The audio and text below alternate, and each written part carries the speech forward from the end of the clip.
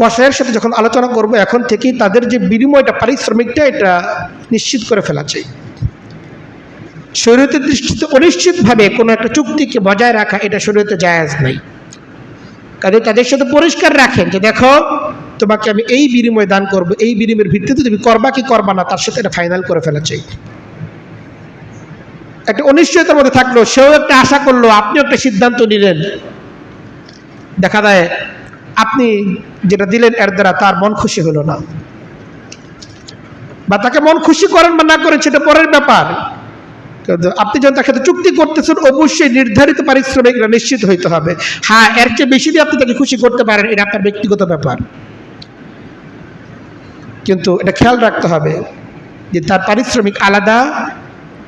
তার কোরবানির পশুর কোনো অংশ থেকে গোশত, হাড্ডি, চামড়া এগুলোর থেকে যেন তাকে কোরবানির তার কাজের কোনো পারিশ্রমিক দেওয়া না হয় এটা নিশ্চিত করা চাই।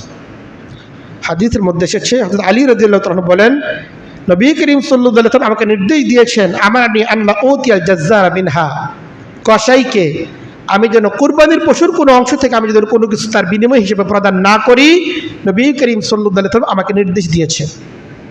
অনেকে এটার জন্য যেটা কৌশল করে সেটা হলো এই, যারা কসাইয়ের কাজ করে তাদেরকে 500 টাকা করে দেয়, আর হাতে তারা আবার গোশত দেয়। মনে করেন আমি তো পারিশ্রমিক দিছি, গোশতটা এমনিতেই দিছি, এটা আসলে ভুল তথ্য। কোরবান ঈদের দিন যারা কসাইয়ের কাজ করে তার যথাযোগ্য পারিশ্রমিক 500 টাকা না। আসলে আপনি যদি শুধুই 500 টাকা দিতেন, গোশত না দিতেন, এই ব্যক্তি রাজি হইতো না আপনার বাসায় কাজ করার জন্য।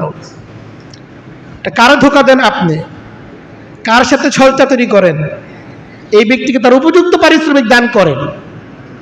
গোশতের সাথে আর কোনো সম্পর্ক নাই। হ্যাঁ, গোশত আপনি যে কাউরে দিতে পারেন, সেই সময় তাকেও দিতে পারেন, কিন্তু তার উপযুক্ত পারিশ্রমিক থেকে তাকে বঞ্চিত করে তাকে গোশত দিয়ে পুষিয়ে দেওয়া, এটা প্রকারান্তরে এই গোশতটা তার একটা বিনিময় হিসাবেই গণ্য হয়ে থাকবে। কাজে এইখানে ধোঁকাবাজি করার কোনো সুরত নাই।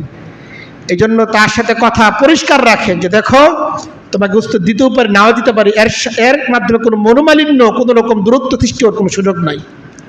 তুমি ধরে নাও যে তোমাকে আমি একটু গোশত দিব না, তোমার সাথে আমার চুক্তি এইটাই, তোমাকে টাকা দেবো, প্রয়োজন তুমি টাকার পরিমাণ বেশি নাও, 500 না, 1000 না, 1000 না, 2000 নাও, কিন্তু তোমার পারিশ্রমিক নির্ধারিত, এইটাই তোমার পারিশ্রমিক।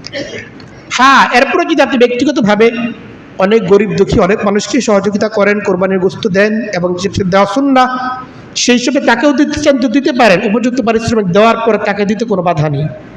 কিন্তু উপযুক্ত পারিশ্রমিক থেকে বঞ্চিত করে তাকে দেওয়া এটা অন্যায়।